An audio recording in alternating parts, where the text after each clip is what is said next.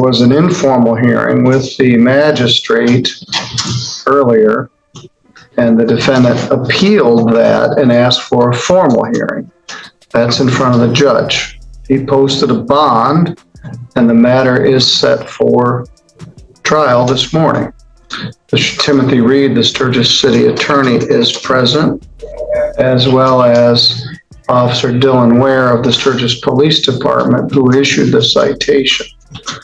The fine, I believe, was $120. The defendant did post bond in that amount.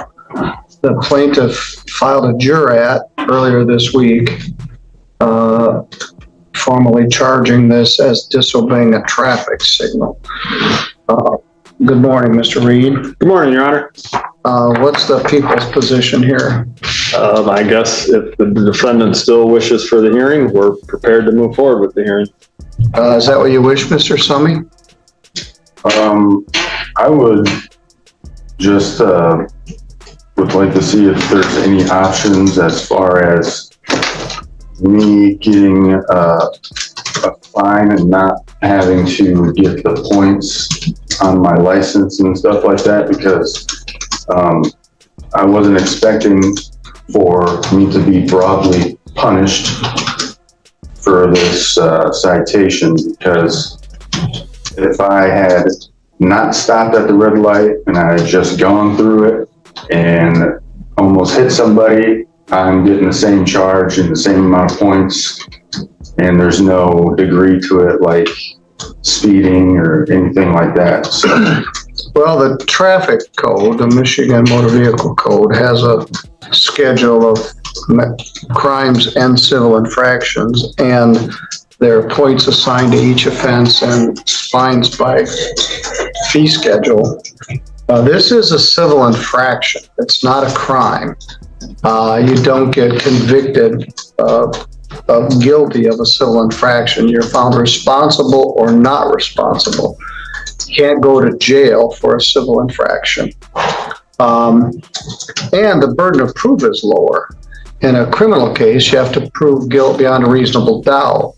In a civil infraction case, you only have to prove guilt beyond a preponderance, which is 51% to 49%. So it's a lower burden of proof. It's not a crime. You can't go to jail. You've already paid the fine. The officer's here on overtime. He came in once before to testify. He's here again. Mr. Reed, any response to that? I mean, we're here for the hearing of, the charge is the charge. Yes, so the city's not willing at this point to alter it. With that in mind, you just want to pay the $120 fine and you wish to have a hearing on this.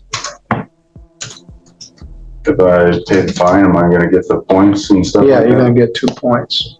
Well, then, yes, I'd like to continue this. All right. I mean, if people can sit in jail and fight their case and have it get dumbed down, all because that the courts don't want to go to trial and they'll just give them a better deal.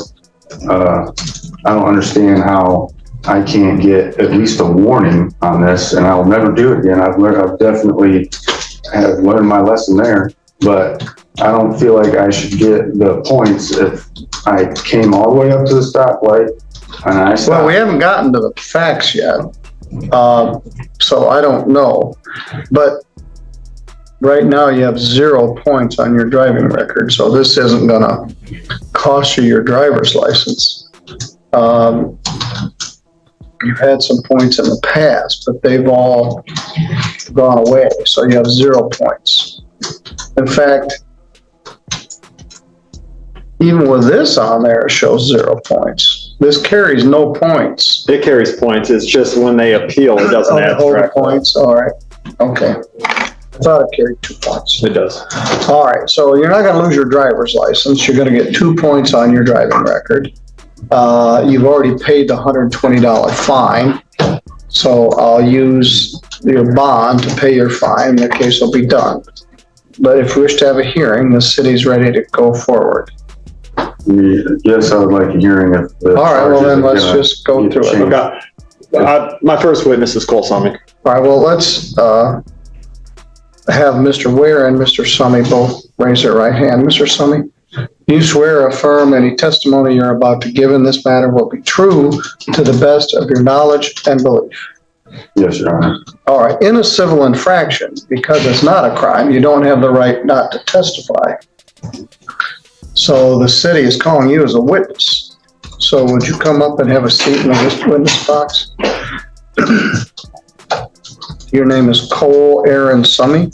Yes, Your Honor. All right, very good. Mr. Reed? Thank you. Does court need the spelling of his name or is it? No, we got it. S-U-M-M-E-Y. And Mr. Summey, you were operating a motor vehicle within the city of Sturgis on April 27th, 2025, correct? Mhm. Is that a yes or no? Yes. And you were on Nottawa Road at or near Chicago, meaning US 12, the main intersection there at Nottawa Road at around 11:36. This is a powerful moment. Notice how she leads with honesty instead of excuses, something judges pick up on instantly. But is vulnerability enough to shift the outcome? Keep watching. We're traveling southbound on Nottawa, is that correct? Yes. And you came to the intersection of Chicago and Nottawa Road to a red light, is that correct? Yes. And you proceeded through that red light before it turned green, is that correct? Yes, only because I didn't feel any resentment towards the fact that it's 2025, and I wouldn't expect tax dollars to go towards something that could easily tell me that there's no traffic. So I told myself, I made a citizens good to go on that one. You made citizens good to go that you're going to disregard the red light because you didn't feel there was any I didn't risk. disregard it. I regarded it and then, Didn't stop for it, I stopped. but didn't wait till it turned green. This is classic judge-style mentoring. Instead of hammering her with punishment, he's breaking down the psychology behind mistakes. Question for the audience. Do you think tough love like this helps young defendants reset their life? And why? All right. Mr. Summey, is there anything else you'd like to tell me? I mean, I just hurt my feelings to think that just because a light didn't turn green, I'm getting charged with disobeying a traffic signal. I didn't disobey it, but I didn't wait for it to tell me I'm good to go. Okay. I'm not aware of a citizen's good to go. This is the busiest the second busiest intersection in Sturgis.